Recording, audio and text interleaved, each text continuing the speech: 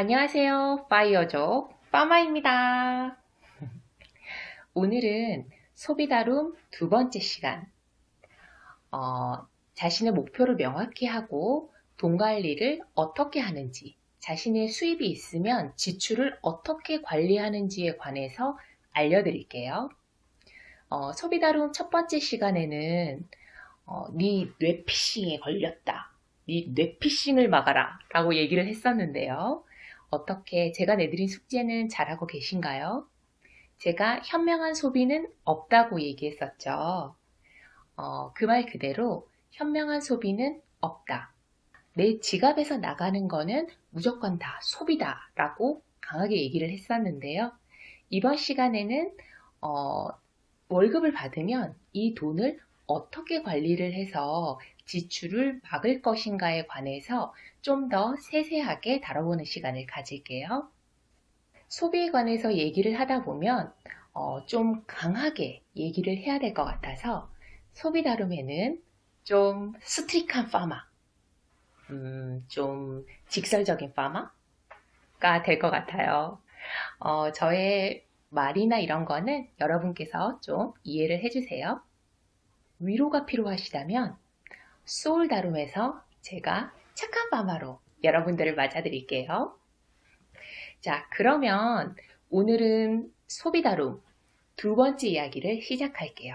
우리가 돈 관리를 할 때 가장 실수를 많이 하는 이유는 돈이 들어와서 내 통장으로 그냥 빠져나가는 가장 큰 이유는 명확한 목표가 없어서입니다. 본인이 내 돈을 어디에다 어떻게 쓸지 정확하게 목표가 세워져 있고 계획이 있다면 절대로 돈이 그냥 내 통장을 스쳐서 지나가는 일은 없습니다. 그래서 오늘은 목표를 세우는 방법을 알려드릴 텐데요. 우리가 목표를 가질 때는 목표가 명확해야 합니다. 그래서 우리가 이런 얘기 많이 하죠. 빅픽처, 큰 그림까지는 아니더라도 내가 파이어족이 되겠다. 조기 은퇴를 하겠다. 조기 은퇴를 하기 위해서 돈을 모으겠다. 라고 작정을 하셨다면, 그렇게 결심을 했다면 여기에 관한 이미지 맵을 한번 만들어 보세요. 그게 첫 번째예요. 우리가 희망이 있어야 그 희망을 보고 달려가겠죠. 그래서 이미지 맵을 만들 때는 정말 리얼하고 현실적으로 만드는 게 좋은데요. 저 같은 경우는 동남아 리조트에서 좀 편안한 휴가를 보낼 거야. 이런 계획. 그리고 약간 서울은 너무 복잡하고 돈이 비싸니까 약간 외곽에다가 집을 하나 마련해야지. 이런 꿈. 그리고 조금 더 여유가 생긴다면 제주도나 이런 곳에 별장을 하나 가지고 싶다. 큰 거 아니고 작은 별장을 하나 가지고 싶다. 이런 생각을 했었어요. 이거 말고도 많이 있지만 그런 계획, 생각, 꿈, 이런 꿈이 있을 때마다 거기에 관련된 사진을 모아서 붙여두세요. 벽에 크게 이미지 맵을 그릴 수 있는 큰 자리 공간을 하나 마련을 해서 거기에다가 크게 조기 은퇴를 할 때 내가 할 것, 그렇게 적어놓고 거기에다가 이미지 사진들을 붙이는 거예요. 저는 그래서 굉장히 물이 많고, 물을 좋아하거든요. 물이 많고 이런 곳에 막 휴가를 즐기고 있는 어떤 여성의 사진, 뭐 이런 것도 붙여놓고, 가고 싶은 리조트, 꼭 여행 가보고 싶었던 곳, 그리고 약간 좀 외곽에 자리 잡은, 그래도 좀 뭐, 봤을 때 좀 예뻐 보이는 집 하나, 그리고 뭐 제주도 같은데 별장처럼 보이는 뭐 이런 사진들을 붙여놨었어요. 이런 거는 뭐 잡지책이건 어디건 인터넷이건 이런 데서 딱 있을 때마다 그냥 보지 말고 출력을 하거나 잡지책이 있다면 잡지책을 오려서 거기다가 붙여두세요.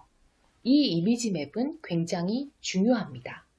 여러분이 조기 은퇴를 하기 위해서 달려가려면 아무래도 자금을 마련해야 되잖아요. 이 자금을 마련할 때는 분명히 고비가 옵니다. 이 고비 때마다 나를 지탱해 주는 것은 그 명확한 이미지화 되어 있는 목표, 그것이거든요. 우리는 그걸 위해서 달려가는 거기 때문에 그 이미지 맵을 하나씩 하나씩 내가 좋아하는 것, 하고 싶은 걸로 채워가세요. 그리고 매 순간 그 사진을 보면서 내가 조기 은퇴를 했을 때, 파이어족이 됐을 때 어떤 모습을 하고 있을 거라는 거를 계속 상상해 보세요. 그리고 난 다음에는 그 이미지 맵과 또 하나 있어야 될 것은 바로 명확하고 현실적인 계획표입니다. 저는 약간 좀 큰 매장을 운영을 했었기 때문에 그 매출 목표를 잡잖아요. 아마도 회사들에서도 위에서부터 내려오는 그 뭐 매출이나 꼭 매출이 아니더라도 할당되는 목표가 있을 거예요. 그 목표를 달성하기 위해서 하는 방법들이 있죠. 제가 매출 분석을 했을 때 예를 들어보자면 큰 매장을 운영하기 위해서는 목표 매출이 있어야겠죠. 그리고 그 목표 매출을 달성하기 위해서 세부적인 계획을 짜게 되는데요. 그 세부적인 계획을 짤 때는 저는 두 가지 방법을 썼어요. 첫 번째 방법은 숲을 보고 나무를 보는 겁니다. 그리고 두 번째 방법은 나무를 보고 숲을 보는 거죠. 두 개 다 방법이 같은 것 같지만 하다 보면 차이점이 발견되고 그 차이점에서 부족한 부분을 보완할 수 있게 됩니다. 제가 했던 숲을 보고 나무를 보는 방법은 이런 방법이었어요. 크게 연 매출을 잡죠. 연 매출을 잡으면 그 연 매출에서 월별로 나누고 월별로 나눈 것을 다시 일로 계산합니다. 일로 계산한 다음에는 그거를 시간으로 다시 쪼개서 계산을 해보는 거예요. 예를 들어서 저 같은 경우는 연 매출이 한 30억 좀 안 나오는 그런 매장이었어요. 그러니까 매출 목표는 좀 더 높게 36억 뭐 이렇게 잡았다고 할게요. 36억으로 잡았다면 그거를 월로 쪼개면은 월당 한 3억 정도가 되겠죠? 3억을 다시 일로 쪼개면 한 1,000만 원 정도, 일 1,000만 원의 매출을 올려야 되는 거죠. 일 1,000만 원의 매출을 올리려면 시간당 약 한 85만 원 좀 안 되게 80 한 4, 5만 원? 요 정도 되게 매출을 올려줘야 되는 건데요. 이거를 생각을 하게 되면 아주 단순한 것 같지만 시간당 내가 얼마를 팔아야 되는가를 명확하게 알게 됩니다. 물론 이곳에서는 여러 변수가 작용하죠. 날씨의 변수가 있을 수도 있고요. 그리고 행사나 프로모션이 잡혀 있을 때가 있고요. 뿐만 아니라 신상품이 나오면은 매출이 당연히 더 올라가겠죠. 그러니 이런 또 큰 변수를 거기다가 대입을 시키는 거죠. 그러면은 매출이 조금 더 매출의 세부적인 사항이 이루어지면서 그래프가 조금 더 드라마틱하게 나오겠죠. 이런 다음에 이거를 다시 크로스 체크, 역으로 나무부터 시작해서 다시 숲으로 가는 거예요. 시간당 매출이 얼마가 나오지? 시간당 매출을 하다 보면 매 시간 85만 원씩 팔 수 있을까요? 그건 말도 안 되죠. 분명히 고객이 몰리는 시간이 있고 고객이 없는 시간이 있을 거예요. 저 같은 경우는 매장이 10시에 열어서 10시에 닫으면 10시, 오픈하고 나서 11시 정도에 고객이 많았어요. 아이를 학교에 보내고 가사일을 하는 주부들이 그 시간에 잠시 짬을 내서 쇼핑을 하는 시간이었던 거예요. 그리고 점심시간이 되면 너나 할 것 없이 밥을 먹으러 가겠죠? 그렇기 때문에 매출이 떨어져요. 그리고 나서 다시 퇴근 시간이 되면 매출이 올라옵니다. 고등학생이나 이렇게 시험이 끝나면 시험이 좀 일찍 끝나잖아요. 그럴 때는 매출이 좀 더 일찍 나오겠죠. 그래서 이거를 시간당으로 아까는 그냥 돈 숫자적으로만 나눴을 때는 시간당 83만 원에서 5만 원 이 정도였지만 이런 어떤 상황을 대입시키다 보면 어떤 시간에는 2, 300을 팔아줘야 되고 어떤 시간에는 한 30만 원, 50만 원 이 정도 매출밖에 안 나오는구나 이런 데이터가 형성되게 되죠. 이러면 계획표가 어느 정도 좀 세세하게 완성이 됐다고 할 수 있어요. 그러면 이 계획대로 매출이 나와줄까요? 아니에요. 계획을 아무리 세밀하게 정확하게 잡았다고 해도 이 상황에는 굉장히 많은 변수들이 있어요. 우리 예전에 갑자기 떠오르는데 뭐 메르스 이런 것들이 터지기 시작하면은 이런 계획은 의미가 없어요. 무의미해. 그런 어떤 불가항력적인 거에는. 하지만 그때 따라오는 게 계획 틀렸네 하고 끝나는 게 아니라 액션 플랜이 따라와야 되겠죠. 그 액션 플랜에는 여러 가지가 있겠지만 매출이 안 나올 때 갑작스럽게 뭐 할인 이벤트를 진행한다든지 미리 안 나오는 매출이 안 나오는 시기에는 뭔가 번뜩이는 아이디어를 뭐 공모를 한다든지 할인 티켓을 발행한다든지 아니면은 옷에 위에 붙어 있는 가격표를 좀 더 드라마틱하고 노출이 잘 되게 쇼잉을 해서 매출을 좀 더 올린다든지 아니면 실내 방송, 백화점에 있다면 백화점의 방송을 이용한다든지 내가 세운 그 목표 매출을 달성할 수 있도록 액션 플랜까지 하는 것이 이 계획의 마무리라고 할 수 있습니다.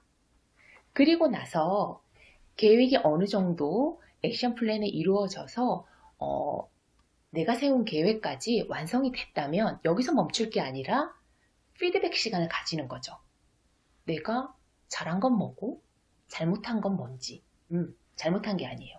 아쉬웠던 건 뭔지 그런 것들을 세세하게 적고 그리고 나서 그거를 발판 삼아서 그 다음에 다음 달에는 그런 같은 실수를 하지 않도록 매출에 대한 계획을 좀 더 세세하게 잡는 것입니다. 이렇게 해서 오차를 줄여나가는 거죠. 제가 왜 지금 갑자기 월급 관리, 월급 관리하는 거에서 이런 매출 얘기를 했을까요? 상황은 다르지만 돈은 숫자이고 숫자는 모든 경우에서 동일합니다. 하물며 매출 관리도 이렇게 하는데 왜 내 돈 관리는 안 하세요? 그쵸? 회사에 나가서 거기에 따른 목표 매출이나 거기에 따른 목표를 달성하기 위해서는 세밀하게 분석을 하고 아마도 거기에 따른 어떤 계획표와 액션 플랜을 정할 거예요. 그리고 그 계획이 다다라가는데 목표에 굉장히 못 미친다면 그 목표를 달성하기 위해서 굉장히 많은 노력을 하겠죠. 그런데 왜 소중한 내 돈은 관심이 없고 관리를 안 하나요? 이제는 아무도 관심 없는 내 돈은 나만 관심 있어요. 그쵸? 내 주변 누구도 내 돈에 관심이 없어요. 그렇기 때문에 내 돈 관리는 내가 해야 됩니다. 그래서 아까 얘기했던 것처럼 매출 분석하는 것처럼 내 돈을 분석해 봐야 돼요. 그래서 해야 될 첫 번째는 내 연봉을 적는 겁니다. 이 연봉은 그냥 회사에서 지급하는 연봉이 아니라 세금을 다 떼낸 실수령액을 적습니다. 그리고 난 다음 현재 내가 쓰고 있는 거를 다 적어보세요.